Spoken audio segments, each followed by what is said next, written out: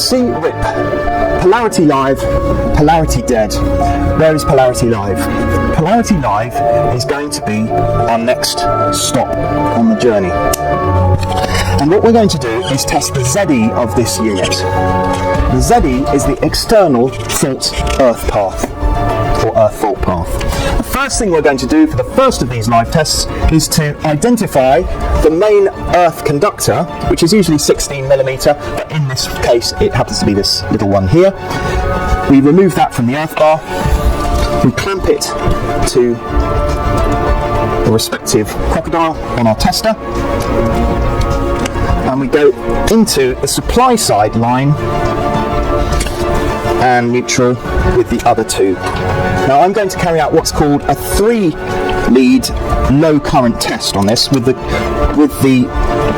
tester set to the green sector of the controls, where it has L to PE.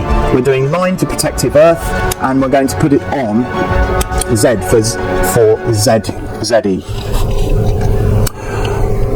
Taking our probes into the live side of the switch now, of the main switch, to the live side, in the correct polarity, the tester is now sending a signal between the earth conductor to the main transformer outside the building and back through the line conductor. And we've got here, because it's a rig inside a building plugged in through another system, we've got a very high reading of 1.12. Let me just say then that the figures you need do not occur in BS7671. The maximum possible reading that we are expecting is 0.8, but that is only for a TN separate system, TNS system, the old type.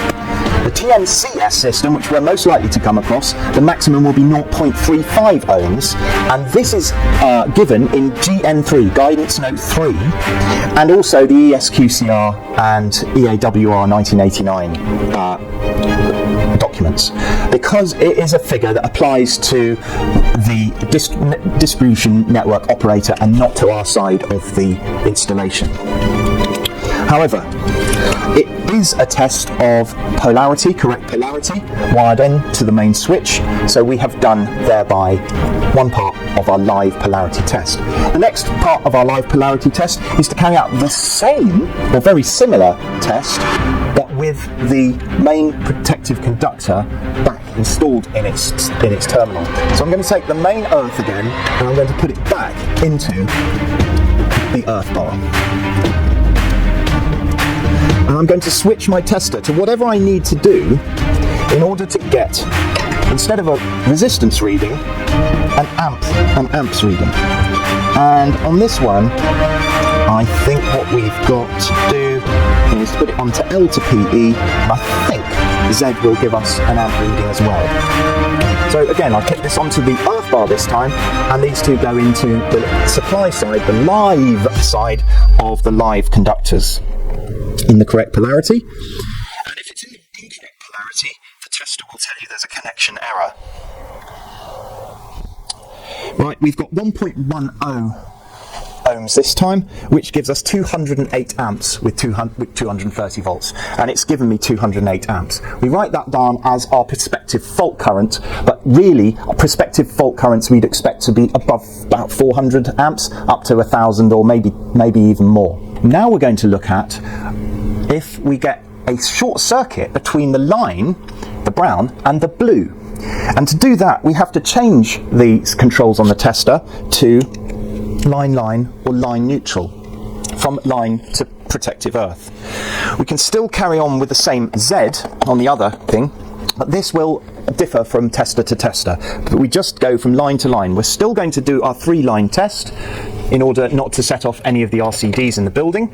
And we're going to take our probes into the live conductors in the right polarity, otherwise we're going to get a connection error onto the tester, and that's a very quick one. We've got slightly more, which is what we'd expect, 217 amps as our prospective fault short circuit between neutral and line conductors. So we've carried out 3 live tests now. We're ready to put the board back together, and I've got my bus bar shroud here where I can see it. That's the first thing that's going to go back in place. So let's do the ZS test.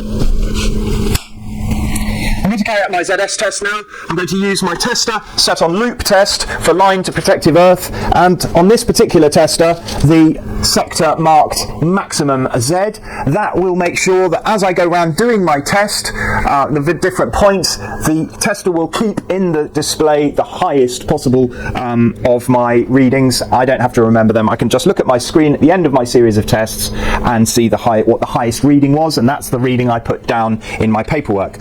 I can use a socket tester with the socket leads, or I can use my socket adapter with the appropriate leads plugged in place. I'm going to liven up the board in the opposite way from where I safe isolated. I'm going to leave all the loads off, all the MCBs are going to be off, all the final circuits are going to be disconnected while I re-engage the main switch. I turn the main switch on with no load at all, and then I gradually add in the loads by adding the final circuits on the MCBs and the RCBOs. That way the main switch does not arc.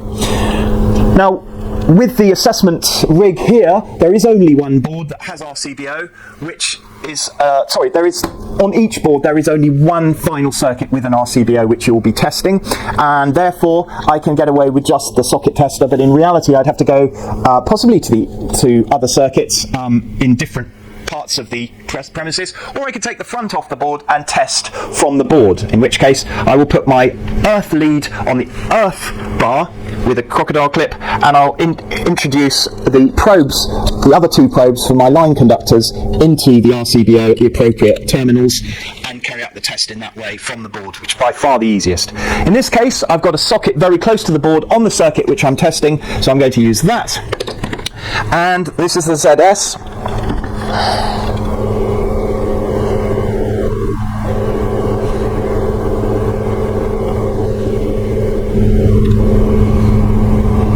.4 on the ZS. I've got a water heater which I can turn on and introduce my probes into to find my ZS. And again, that's going to be from end of line. All the ZS is from the end of line. Might have muddled you up a bit just then. I started talking about RCBO tests, but from the end of line, which means you are going to have to go to different places in the premises, and you test every single circuit from its respective end of line. Take the globe out, introduce your testing adapter,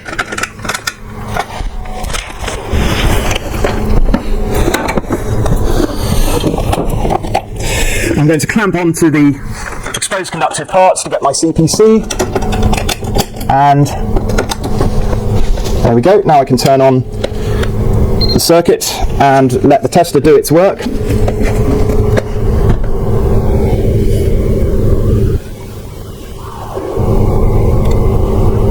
And there we've got 1.37, and it's showing me that the maximum ZS so far still is 140, 1.40. Just put the globe back in place so I don't forget it when I put the glass back on, the luminaire.